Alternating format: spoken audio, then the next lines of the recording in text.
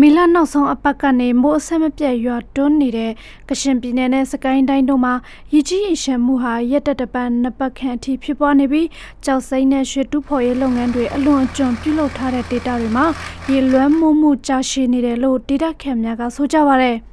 ကချင်ပြည်နယ်ဥရုရှောင်းရိုးတလျှောက်ရှိဆယ်စင်းမော်ဝမ်းလုံးခင်းစိတ်မှုမမုံရှတုစွတ်ကျေးရွာတွေအပြင်မော်ကျေးရွာပေါင်း30ကျော်ခန့်နဲ့ဖားကဲမြို့ပေါ်က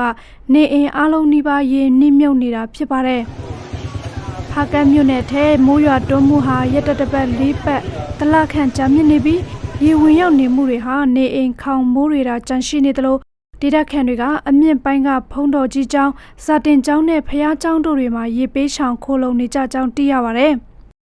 ဒါတင်မကဘူးကရှင်ပြည်နယ်အတွင်းကမိုးညင်းအင်တော်ကြီးဒေတာမိုးကောင်းမြစ်ချနာမြို့နယ်အနီးကျေးရွာအားလုံးလဲမိုးရက်ဆက်ရွာတွန်းတယ်လို့ရေကြီးရေရှမ်းမှုတွေဟာလည်းရက်ရှားဖြစ်ပေါ်နေပါတယ်အလားတူစကိုင်းနယ်အတွင်းကဟုံးမလင်းမြို့နယ်မှာလည်းဥရုမြစ်ပေဝဲရာကစေတီစိတ်နမ်တာနောင်ပတ်နောင်ခမ်နောင်ခဲတုံခမ်နောင်တော်မာလုံနမ်စကာပေါက်ပင်နောင်ဘောအောင်စံပြတဖန်းကုန်းနဲ့အောက်ဟဲခမ်တို့အပါအဝင်ကြေးရွာပေါင်း20ခန့်ကရေပေးတင်နေပါတယ်။မြစ်ရေတွေဟာနာရီပိုင်းမြတာအနှဲငယ်ရော့ကျခဲ့ပေမဲ့မိုးပြန်လဲရွာတွန်းရင်မြေတွေပြန်လဲပြည့်ရှမ်းနစ်မြုပ်လာတယ်လို့ဒေတာခန့်တွေကဆိုကြပါတယ်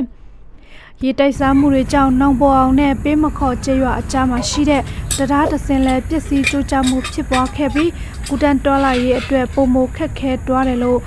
အနည်းနေထိုင်သူတွေကဆိုကြပါတယ်။ဒေတာနှစ်ခုစလုံးမှာဒီလိုရေကြီးရေရှမ်းမှုကြာရှည်နေရှင်ကြောင့်ကျေးရွာရှင်းဆက်တတားတွေပျက်စီးတာရေဖုံးလွှမ်းတာတွေကြောင့်လက်လော်လေတွေနဲ့စက်တက်လေတွေကအသုံးပြုသွားလာနေကြရပြီးလမ်းပိုင်းတောင်ပြိုမြေပြိုမှုတွေလည်းဖြစ်ပေါ်နေပါတယ်ကျွန်တော်တို့အခုဆိုရင်တောင်ပြိုသွားပါပြီတောင်ပြိုသွားပြီနောက်ထပ်စိုက်ပျိုးတီးနှံလဲရာတွေရင်းနှီးမြုပ်တာဈေးရောင်းဈေးဝယ်လုပ်ငန်းတွေရပ်တန့်နေရရှင်နဲ့ဝယ်ယူရန်ခက်ခဲတဲ့အခြေအနေတွေကြောင့်စားနပ်ရိက္ခာပြဿနာတွေအပြင်နေရေးထိုင်ရေးကိစ္စရပ်တွေပါကျက်တဲလာကြတာကြောင့်အကူအညီတွေအများကြီးလိုအပ်နေတယ်လို့ဆိုပါတယ်ဖားကန်ဒေတာမှာတော့လူမှုကူညီရေးအတင်းအဖွဲ့တွေကလက်လန်းမီတဲ့ကျေးရွာတွေကရေပေးတင်နေသူတွေကိုစားနပ်ရိက္ခာပေးဝေပေးရှင်းနဲ့ကူညီကယ်ဆယ်ရှင်းတွေပြုလုပ်နေတယ်လို့ဆိုပါတယ်ဖားကဲမြို့နယ်အတွင်းကဥရုရှောင်းရိုးတလျှောက်နဲ့ဟုံးမလင်းကဥရုမြစ်ကျောင်းတွေမှာဆက်ရန်တရားတွေနဲ့တယံစာရတူဖော်မှုတွေအလွန်များပြားနေတာဖြစ်ပြီးရေဝေရေလဲရှောင်းတွေပျက်စီးရှင်တွေကြောင့်ဒေတာတွေအတွင်းကရေဝတ်နေတာတွေဟာကြာမြင့်နေတာလို့ဒေတာခံတွေကဆိုကြပါတယ်